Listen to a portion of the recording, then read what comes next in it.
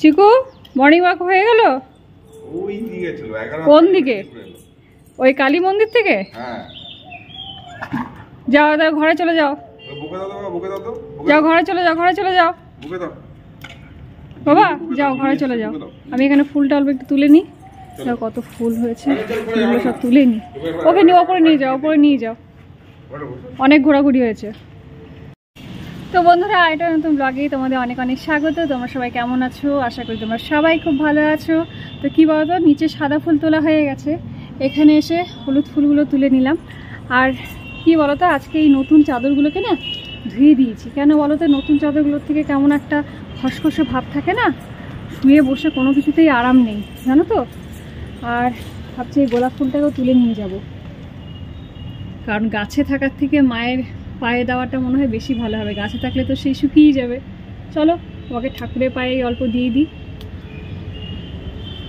তো চলো বন্ধুরা, রিমের স্কুল, দাদার অফিস, রোজকার রুটিন, এই করতে করতে জীবন শেষ। এই আমাদের সমস্ত মহিলাদেরই একই অবস্থা। এই যত মহিলা আছে আমাদের সমাজে একই অবস্থা। চলো হ্যাঁ, তাড়াতাড়ি পুজোটা সেরে রান্নাঘরে ঢুকি। চাটা হয়ে যাওয়ার পরেই, চা খেতে না খেতেই তোমার কি বলো তো, ভাত বসাবার চিন্তা থাকে, বুঝতে পারলে তো। ভাতটা চাপিয়ে নিই, তারপর তরকারি পাতিগুলো কেটে নেব। সবজির ট্রে দিয়ে বসে গেলাম, দেখি কি আছে ঝোলাগুলোতে, আস্তে আস্তে করে বার করি। তো সবজি কাটা তো আমার মোটামুটি কমপ্লিট হয়ে গেল, দেখতে পাচ্ছ তো। আর কি জানো তো, এই সবজির যে যত চোখলাগুলো থাকে না, এগুলো এটার মধ্যে জমা করে দিই, চা পাতাও রেখে দিই। এটা এবার কি করবো বলো তো, ছাদে গিয়ে একটা টবের মধ্যে জমা হতে দেবো সার হওয়ার জন্য। তারপরে এগুলো পরে গাছের মধ্যে দেবো, এখন সার হয়ে যাবে, তখন ফেলে তো কোনো লাভ নেই। চা পাতা সবজি সব রেখে দিই এটার মধ্যে জমা করে। তো দেখো বন্ধুরা, কি কি কাটলাম। এদিকে তোমার তো চিকু আর ডিমের সবজি, আর এখানে উচ্ছে ছিল, বুঝতে পারলে তো, ছোটো ছোটো উচ্ছেগুলো হয় না, তো সেটা আলু, উচ্ছে আর হচ্ছে কুমড়ো দিয়ে অল্প একটু ভাজা করে দেবো। ভালো লাগে কিন্তু খেতে, মিষ্টি মিষ্টি লাগবে। আর এদিকে অল্প একটু ফুলকপি ভাজা কাটলাম, আলু ভাজার বদলে, নিরামিষ না। আর এখানে কাটলাম হচ্ছে অল্প ঝিঙে পড়েছিল, এটাকে কাটলাম কেন বলো তো, এখানে তোমার রাত্রিবেলা ছোলার ডাল ভিজতে দিয়েছিলাম, আজকে এইটা তোমার ঝিঙেটা দিয়ে করব। আর দেখো ঢেঁড়সই কেটেছি দু রকমভাবে, একটা তো ভাজা করবার জন্য, আর একটা হচ্ছে পোস্ত দিয়ে অল্প একটু করে দেবো। কারণ হচ্ছে ঢেঁড়স পোস্ত রিমও খায় না, আমিও খাই না, এই জন্য একটু ভাজা করে নিলাম। তো এবার চলো রান্নাটা চাপিয়ে নিই। এদিকে আমার ভাতটাও মোটামুটি হয়ে গেছে, এবার নামিয়ে দেবো। চলো ডালটা এবার সোমবার দিয়ে দিই। ছোলার ডালটা কী বলতো, সেদ্ধ করে নিলাম, আর ঝিঙেগুলোকে ভেজে নিলাম। এবার সোমবার দিয়ে দিই, লাস্ট রান্না বাবা আজকের মতো ফুটে যাক। কী বলতো, রোজই তো অন্যরকম ডাল খাওয়া হয়, আজকে ভাবলাম একটু ছোলার ডাল দিয়ে করে দিই, বুঝতে পারলে তো। আর কি বলতো, ছোলার ডালগুলো না সেদ্ধ হতে চায় না, যদিও কাটা দিয়ে অনেক করলাম, তো একটা ফুটে গেলে মোটামুটি মনে হয় হয়ে যাবে। আর এদিকে কি করলাম তোমাদেরকে এক ঝলক দেখিয়ে দিই। এইদিকে করলাম ঢেঁড়স পোস্ত তোমার দাদা ভাইয়ের জন্য। এদিকে দেখো ভাজার ভান্ডার, ফুলকপি ভাজা ডিমের টিফিনের জন্য করলাম। এদিকে হচ্ছে করলা, সব ওই কুমড়ো আলু দিয়ে ভাজা, এদিকে ঢেঁড়স ভাজা, আর পোস্ত বাটা একটু রেখে দিলাম, তোমার ভাতের সাথে খাওয়া যাবে আর কি। আর এদিকে চিকুর সবজি হলো, এদিকে ডিমের সবজি, আর এদিকে কি বলতো, ডিমের জন্য অল্প একটু ছাতু যে রাখা ছিল না, ওটা দিয়ে একটু পুর ভরে করে দিলাম। আমাদের জন্য একটু রুটি করলাম, ওর জন্য অল্প পরোটা করে দিলাম। বললাম না, পরোটা ছাড়া খেতে চায় না মেয়েটা, যে কি করব বলো। টিফিনও রেডি, রান্নাও রেডি। চলো, কালকে রাত্রিবেলায় না তোমার শিলা দিয়ে এসে পরে ঠেকুয়া দিয়ে গেছে, অনেক কটাই দিয়েছিল। ওই যে চৈতি ছট চলছে না, তো তার মধ্যে থেকে দুটো বেঁচে আছে, আমি ভালোবাসি বলে দিয়ে গেছে, বুঝতে পারলে। ওরা করে না যদিও, কিন্তু দুটো বেঁচে আছে, এটা আমার সকালে আমার পেটেই যাবে, বুঝতে পারলে, ওই জন্য বার করে রেখে দিলাম। তো কি বলতো বন্ধুরা, এখন আবার রান্নাঘরে এলাম। রান্নাঘরে এসে মনে পড়লো ঠেকুয়ার কথা, ঠেকুয়াটা তো বার করে রেখেছি, সকালবেলা রুটি কিন্তু খাওয়া হয়ে গেছে, ঠেকুয়া নিয়ে এবার বসলাম, ঠেকুয়া খাবো। আর কালকে কি হয়েছে জানো তো, যে মিষ্টির প্যাকেটগুলো এটার মধ্যে ঢেলেছিলাম না, আর রস পড়ে পুরো একদম একাকার অবস্থা, বুঝতে পারলে তো? যার জন্য উঠিয়ে আজকে কেচে দিয়েছি, মেলে দিয়েছি। চলো হ্যাঁ, ঠিক ওটা খাওয়া যাক।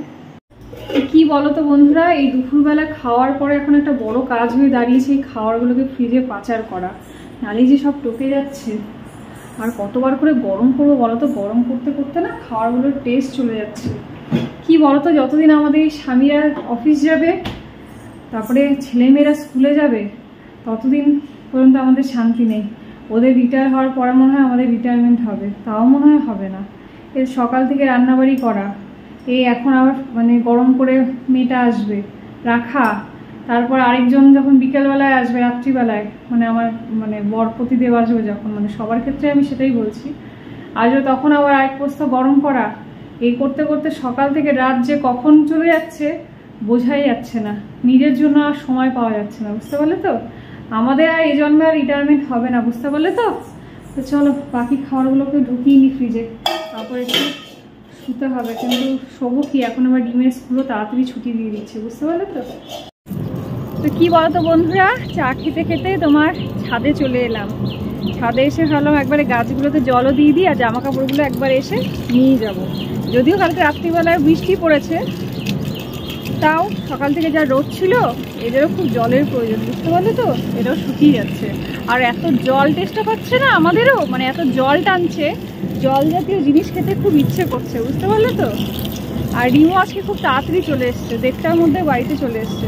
ওই যে নেতামন্ত্রীরা সব আশাআশি করছে, চারদিকে ঢাক ঢোল সব বাজা আরম্ভ হয়ে গেছে, যার জন্য স্কুলও ছুটি দিয়ে দিচ্ছে, বুঝতে পারলে তো? জামা কাপড়গুলো তুলে একবারে নিয়ে যাই। চাটা খেয়ে কাপটাকে এখানে রেখে দিয়েছিলাম। তো কি বলতো বন্ধুরা, তোমার দাদাভাই বাড়িতে এলো, আর আজকে নাকি দুপুরবেলাতে নাকি খাওয়ারই খেতে পারেনি, এত কাজের চাপ, যার জন্য মুড়ি একটু ভেজে দিচ্ছি তোমার।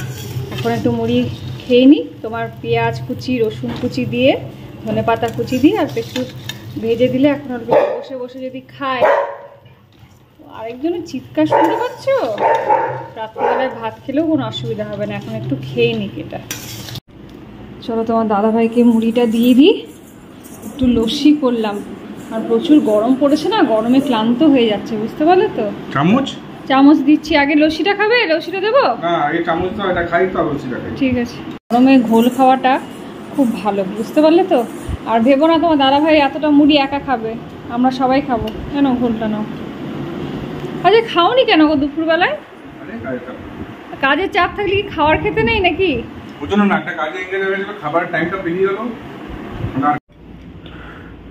নুনের কোটাটা আজকে ধুয়ে দিয়েছিলাম, শেষ হয়ে গেছিলো, তো এখন ঢেলে রেখে দিলাম। এগুলো যদি রাতে না করে রাখি না, সকালবেলায় তখন রান্না করতে গিয়ে যদি দেখি এটা নেই সেটা নেই, আর নুনের কোটা এমনি খালি রাখতেও নেই।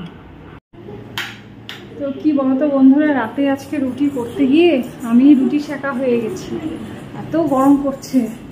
আর কি বলতো, গরমটা অন্য ধরনের গরম, সে ভ্যাবসা একটা গরম।